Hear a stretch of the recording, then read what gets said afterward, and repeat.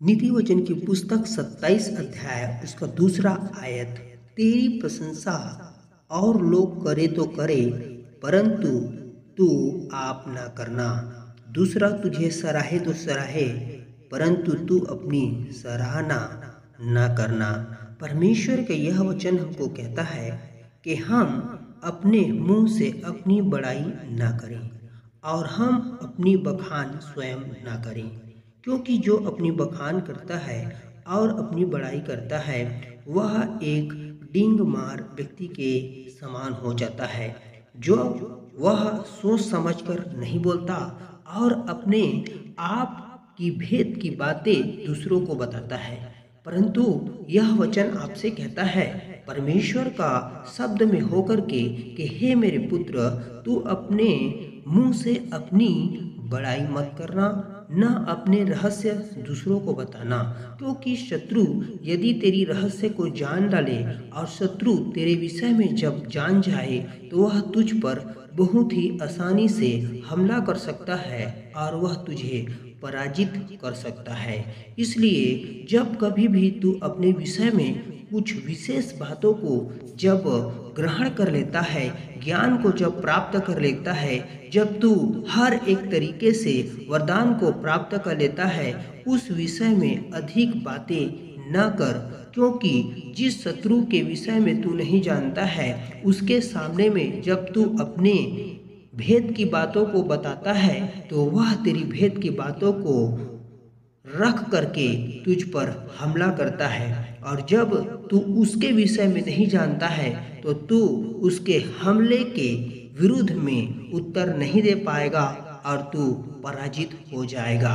परमेश्वर का वचन हमसे कहता है हम अपने भेद की बातों को जब बताते हैं तो हम पराजित हो सकते हैं, हम हार सकते हैं। हम उस जगह पर हम अपने आप के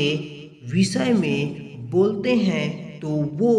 हमारे विषय में सब कुछ जान जाते हैं, परंतु हम उनके विषय में नहीं जान पाते हैं। यह वचन विशेषकर उस जगह की बातों को बता रहा है जब दो समूह या दो सेनाएं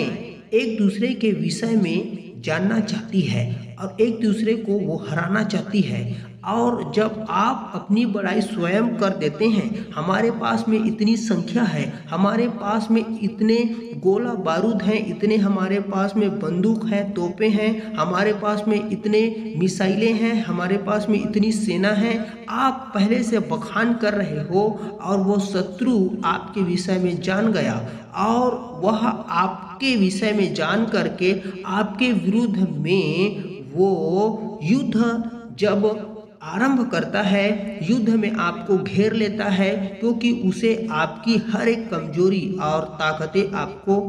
आपके विषय में पता है, आपके शत्रु को, परंतु आप उनके विषय में नहीं जानते हो, उसके विषय में आपको पता नहीं है, तो आप निश्चय ही हार सकते हैं और आपके जीवन पर पराजय का छाप लग सकता है। इसलिए आप अपने विषय में कभी भी अधिक बातें लोगों को न बताएं, वरन आप अपने आप में उन्नति करें, आप बढ़ते जाएं। आप जब प्रार्थना करते हैं या दुआ करते हैं या कोई भी प्रकार के आपके जीवन पे स्पिरिचुअल एक्टिविटीज़ है, आप उसे परमेश्वर के सामने में रखें। जो उन्नति की बातें हैं आप अपने विश्वासियों से, आप अपने लोगों से शेयर कर सकते हैं, परंतु जो शत्रु हैं, जो आपके विरुद्ध में हैं, उनसे आप कभी भी अपने रहस्य की बातों को शेयर ना करें, क्योंकि परमेश्वर का वचन हमको इस विषय में हो करके बातें करता है कि आप परास्त हो सकते हैं, आपका अपमान भी हो सकता है और आप अधिक बोलने के द्वारा आप फंस भी सकते हैं, आप अपनी बड़ाई करने के द्वारा आप लोगों के नज़रों में नीचे भी आ सकते हैं। तो इसलिए आप अपनी अधिक बड़ाई और प्रशंसा न करें। विशेषकर यह हमें शिक्षा देने के लिए वचन बताया गया है। इसलिए आइए हम थोड़ा प्रार्थना करते हैं इसमें कि हमारे जीवन पे परमेश्वर का अनुग्रह बना रहे। प्रभु हमारे मुख पर पहरा बैठा और परमेश्वर प्रभु हमें अपने स्वयं की बड़ाई करने के लिए हमारे मुख का जो इस्तेमाल होता है उसे आप रोकें और उसका सारा नियंत्रण आपके हाथों में देते हैं और हमारे मुख पर आपका पहरा प्रकट हो जाए और हम अपनी बड़ाई स्वयं न करने पाए, हमारा पराजय न हो वरन हम निरंतर विजयी होते जाएं, क्योंकि आपने हम पर पराजय का चिन्ह नहीं परंतु विजय का